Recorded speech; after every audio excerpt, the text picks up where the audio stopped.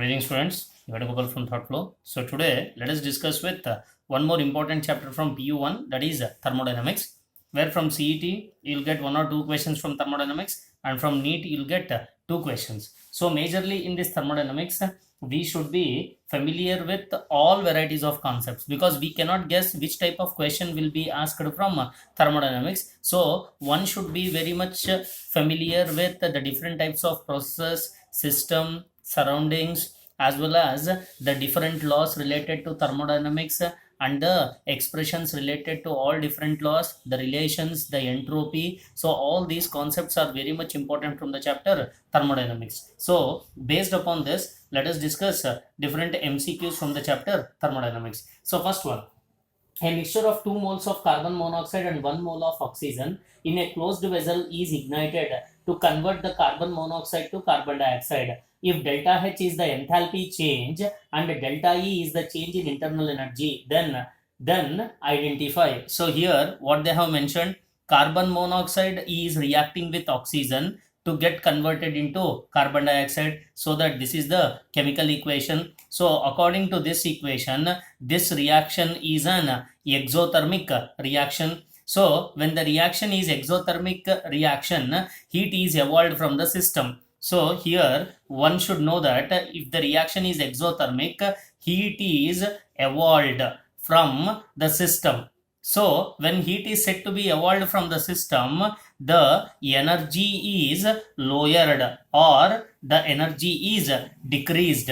So by this we can know that exothermic reaction occurs spontaneously on account of decrease in enthalpy of the system. By this we can clearly understand that delta E is greater than delta H, or you can also write it as delta H is less than delta E. So which is given by the option B. Next one, question number 2. The cooling in refrigerator is due to reaction of the refrigerator gas, expansion of ice, the expansion of the gas in the refrigerator, the work of the compressor. Here the cooling in the refrigerator is due to expansion of gas in the refrigerator. So it is due to what? Expansion of gas in refrigerator, which is given by the option C. So this is based upon the concept called as Joule-Thomson effect. So this is based upon the concept called as Joule-Thomson effect. Now a question arises, what is the meaning of Joule-Thomson effect? So Joule-Thomson effect tells that the phenomenon of producing lowering of temperature when a gas is made to expand adiabatically from a region of higher pressure into a region of low pressure is known as Joule-Thomson effect. So based upon Joule-Thomson effect, the cooling in refrigerator takes place by the expansion of a gas. Next one, question number 3.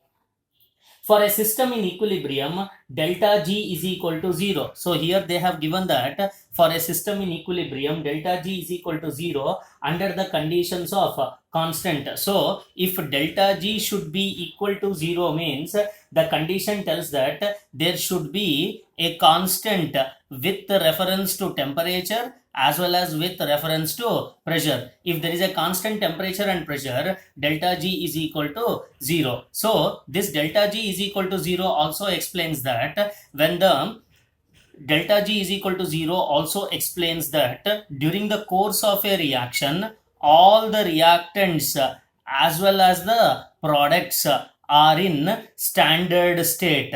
So when I tell that it should be in standard state means at a constant temperature and pressure where the value of Kc, that is equilibrium constant, is equal to 1. By this we can tell that option A is the correct answer. Next one, question number 4. Molar heat of vaporization of a liquid is 6 kilojoule per mole. If the entropy change is 16 joule per mole per Kelvin, the boiling point of the liquid is. So here let us write the given contents. So entropy, what they have given, change in entropy is 16 joule per mole per Kelvin. So delta H is 6 kilojoule per mole that they have mentioned. We know that change in entropy delta S is equal to delta H divided by T, or else you can write it as delta H by dt. So I have to calculate the temperature, that is temperature is equal to delta H divided by delta S, where it exists in the phase of its vapor. So delta H is what? 6 kilojoules. I will convert into joules, that is 6 into 1000 divided by 16. So which comes out to be how much? Which comes out to be 375 Kelvin, which is given by the option B. Next one, question number 5. So the temperature of the system decreases in an adiabatic compression, isothermal compression, isothermal expansion, adiabatic expansion. So already we have learnt an effect called as Joule-Thomson effect. So in this Joule-Thomson effect, we have said that the phenomenon of producing lowering of temperature when the gas is made to expand what? Adiabatically, from a region of higher pressure into a region of lower pressure. So here what they are asking, the temperature of the system decreases in an adiabatic expansion. So the correct answer is what? Adiabatic expansion. So in this adiabatic expansion, when the real gas is forced through a porous plug into a region of low pressure, it is found that due to expansion, the gas on the other side of the low pressure gets cooled, which is considered as an adiabatic expansion, which is according to a rule called as Joule-Thomson rule or Joule-Thomson effect, which is given by the option D. Next one, question number 6.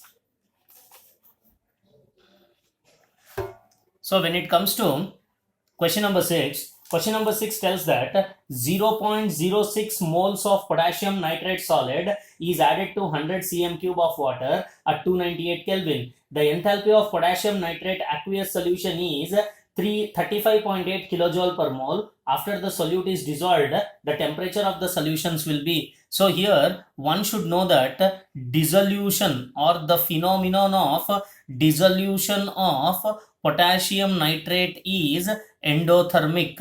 Always dissolution of KNO3 is endothermic in its nature. They have given that delta H of solution is how much? 35.8 kilojoule per mole. So here what we have to calculate, the heat absorbed. They have given heat absorbed when 0.06 mole of potassium nitrate is dissolved, that is equal to how much?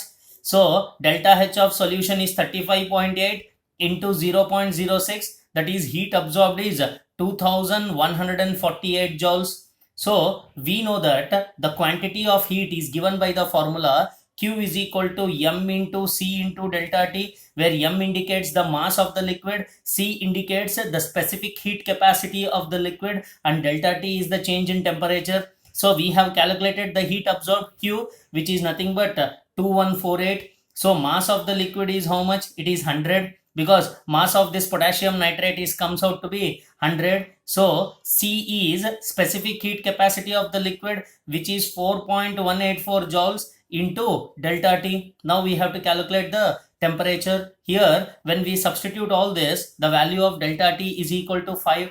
Therefore what they are asking? They are asking the temperature of solution. The temperature of the solution is equal to 298 minus 5 Kelvin, which comes out to be 293 Kelvin. And this 293 Kelvin is given by the option A. Next one, question number 7. So here for a reaction to be spontaneous at all temperatures. So here they are asking that for a reaction to be spontaneous at all temperatures. So let us consider the Gibbs-Helmholtz equation. So according to this Gibbs-Helmholtz equation, we know that delta G is equal to delta H minus of T into delta S is the equation. So for a reaction to be spontaneous, we know that for a reaction to be spontaneous, delta G must be equal to negative. So if delta G and delta H both are negative in its nature, then the reaction will be spontaneous. Then the reaction will be spontaneous at all temperatures. So based upon this, we can tell that delta G and delta H should be negative. Then the reaction will be spontaneous at all temperatures, which is given by the option A. Next one, question number 7, question number 8.